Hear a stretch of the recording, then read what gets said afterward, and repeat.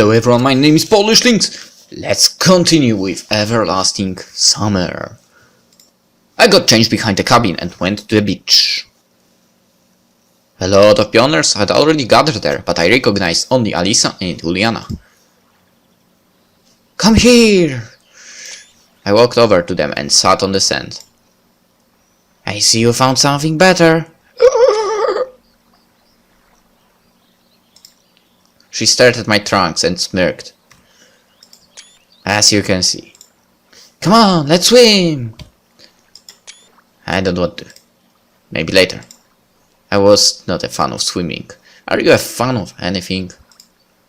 Okay, I'm not a fan because I freaking can't swim. Suit yourself. The girls ran into the water. Why did I come here? Why am I not out looking for answers? Because we don't care about the answers now. Should I care about it now? No! Sovyonok seemed normal. Certainly a lot of strange things have happened to me during these 3.5 days, but not one of them, taken separately, seemed at all supernatural. Especially since I didn't get any closer to finding so much as a clue. On the contrary, everything that has happened has only confused me more. What alternatives do I have? I won't get any truth from the local residents. For I doubt they even know it. Should I try to leave this place? But how far can I walk, considering that I don't even know where I am? It turns out that my only option is to wait. After some time the girls came back. Uliana held something in her hands. Look! I looked up and saw a crayfish. Just a normal crayfish. Uliana lay next to me and... Nice view! And started to torment it. Leave the poor animal alone. Why? It's just a crayfish. So what? It has a right to live, too. I will rip its claw off and ask the cook to boil it for dinner. As if we have nothing else to eat. I looked at Alisa. She seemed to be totally uninterested in Uliana's fun with the poor sea creature. Tell her. What's wrong? It's a crayfish, it deserves it. It looked like the girls missed her lessons or on nature in primary school and lacked empathy for the environment. Give it. I snatched the crayfish off Uliana. Suit yourself. I was a little surprised she didn't resist. I looked into the eyes of the poor animal. They didn't express anything at all, but I thought that if it could speak, it would certainly be outraged. Maybe it would even go to the UN Convention of Human Rights. To tell the truth, I wasn't sure that would help. I took the crayfish to the river and sent it free. Never mind, I'll catch more. There are plenty of them here. Said Uliana. No doubt about it. I mumbled. Time passed and I was getting sleepy. I fell asleep. Oh, that will not end good for you. I don't remember what I was dreaming about, if I was dreaming at all, but I woke up when someone shook my shoulder. Olga Dmitrievna stood next to me. She's freaking hot. Did you come to swim too? I asked, still half asleep. No. It's almost time for lunch and we still can't find Shurik. The leader said, standing before me in a wet swimsuit. And? I want you to look for him. It seems like I'm the only pioneer in this entire camp. I was sincerely outraged. Every time it was getting clearer that Olga Dmitrievna considered me her errand boy, to be used like a slave. Or vice versa. I wouldn't care. If I came to you, then I want you to help me. I will. Why exactly me? However, after giving you some thought, I decided to agree. Good idea. After all my shoulders and got sunburned while I was sleeping and searching for Shurik would let me get acquainted with unexplored locations of the camp. Okay. It was not exactly right to wander around wearing only swimming trunks, so I should get changed first. 10 minutes later, I stood outside Olga Dmitrievna's cabin, deciding where to go.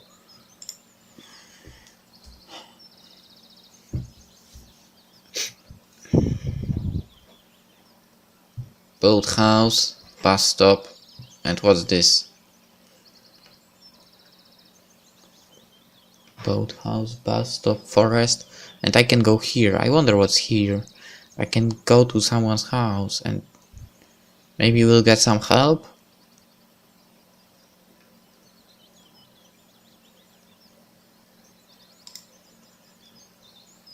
But it's still a stupid idea.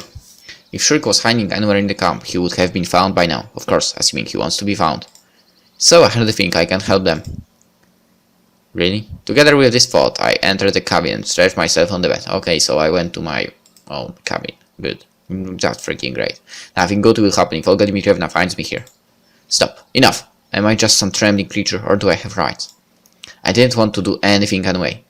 Just change your clothes and move your arms. The day was just as hot as the previous ones, and the only thing to do was to stay in bed and wait for lunch. No, I was just falling asleep when somebody knocked on the door. Come in! Slavia stood on the doorstep. Olga Dmitrievna isn't here, is she? No. And what are you doing? She asked with suspicion. I looked over myself, lying on the bed, and said, Lying down? I can see that. But I heard Olga Dmitrievna ask you to find Shriek. Well, yeah. And? What's the point? I'm sure she already turned the whole camp upside down. Not much time has passed. Why should we panic? You know, stuff could happen. Slavia looked at me thoughtfully. Get up! Do I have to? I was so worn out that even the thought of going somewhere frightened me. Yes, you do! Slavia is not a person who I could ever say no to. Good. I stood up reluctantly and went out of the cabin with her. We stood at the doorway for some time, relaxing in the beams of the summer sun. The thought I was rather frying. Where shall we go? We have to look everywhere. Great idea. Just great. The first stop on our road was the library. Slavia went to Xenia, sitting at the table, and spoke to her. I just stood in the doorway. I didn't want to communicate with this librarian any more than necessary. A few minutes later, Slavia came back to me. So? Nothing. She shook her head. As expected.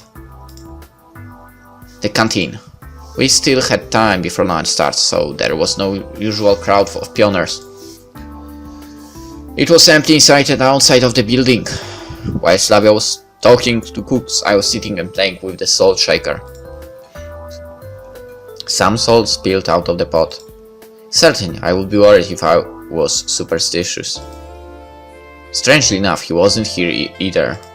It would be unexpected if she had found him, for instance, in the refrigerator. The next stop, according to our plan, was the infirmary. Yes, that's the place I like. I decided not to go inside and waited outside for Slavia. Idiot! No results. There were pioneers playing football on the sports ground. It would be hard for Shriek to get lost among them. Finally, we reached the clubhouse. You think he could be here? I think that's the first place people would have searched. Let's go in. Empty inside. Slavia opened the door and went into the next room. I followed her. This all seems to me to be a stupid undertaking. This was strange, especially because it was Slavia's idea. I mean, I understand responsibility and so on, but isn't it obvious that he isn't in the camp? After all, he isn't playing hide and seek with us, is he? No one here either. What did you expect? He'd be sitting in a closet? Well, it seems like I've offended her. Sorry. But seriously. I understand. But we have to check all possibilities. Okay, listen, what do you really think? About Shriek's disappearance? Yes. Maybe he went into the forest and has been caught by a forest spirit. She laughed at that. What a fabulous story. However, in this camp you never know. Yeah, true that. But now isn't the time for jokes. Cheer up. We'll find him. I hope so. Slavia smiled. Well, I still have some things to do. See you later. She left, but I was standing there for some time staring at the cybernetics club's closet. However, I was so inspired by Slavia's actions that I decided to continue searching somewhere else. Houseboat. Forest. Well, you said he was. God damn it. You mentioned he might be outside of the camp. And I think forest is in the inside actually, so maybe bus stop?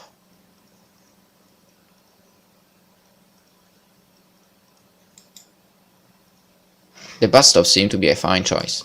A strange thought came across me. Perhaps Shurk is in the same situation as me, and so he decided to run away from this camp, maybe by the 410 bus. It could really turn out to be true, if he came here by accident too. Although the chances of that are quite slim. But you never know. What if the bus would really come? However, I could hardly believe in that. Indeed, I spent a couple of minutes waiting at the bus stop, made sure that there were no signs of Shurik or anyone else here, and headed back to the camp. Somebody rushed out from behind the gates and bumped into me. The impact wasn't strong, so I just staggered. Miku stood in front of me and rubbed her bruised forehead. Oh, sorry. It's alright, it's my fault. I was going to the music club, but lost the info about our new song. You know, thinking up the lyrics and music. I hadn't realized how I got here. So you don't have to apologize. Her words per minute rate obviously exceeded the recognition limits of my brain. I made an attempt to retreat properly. Sure, gotta go, you know. Oh, wait! I wanted to leave as usual without having to listen to her, but Miku grabbed my hand. Her grabs gave me the creeps as I got a clever vision and agonizing execution by another rap session. Can you help me a little please? Just a dance you want to beat? That definitely wasn't on my to-do list today. Well, I'd be glad to, but it's... Pretty please! Miku looked at me with such puppy dog eyes that my heart started to melt. She thought I wasn't going to let go of my hand. And what help exactly do you need? You'll accompany me. I can manage to compose on my own. I can sing or play. I can do both at the same time. Even our virtuoso has her weaknesses. Well, you know, I can't really play any instrument. Never mind that. I will show you everything. Come on, let's go. Go with Miku or don't go with Miku. Let's go. On the other hand, I'm not losing anything. However, she dragged me along with her. Probably nothing good will come of this, but the only way to get her off me is to wrestle my hand out of hers. But that wouldn't be very nice. Nothing bad will happen, after all. Probably. Within a minute we were already standing in the music club. Miku took a guitar. Here, have a look! She sat down and started playing. I tried to follow her hands. The tune seemed quite simple. It seemed quite easy to repeat it. Got it? Kind of. Let's try. I took the guitar and started playing. That didn't really work out. Let me show you one more time. She played much better than me. Looking at Miku, I wondered. Of course she was a chatterbox, she was naive and clumsy.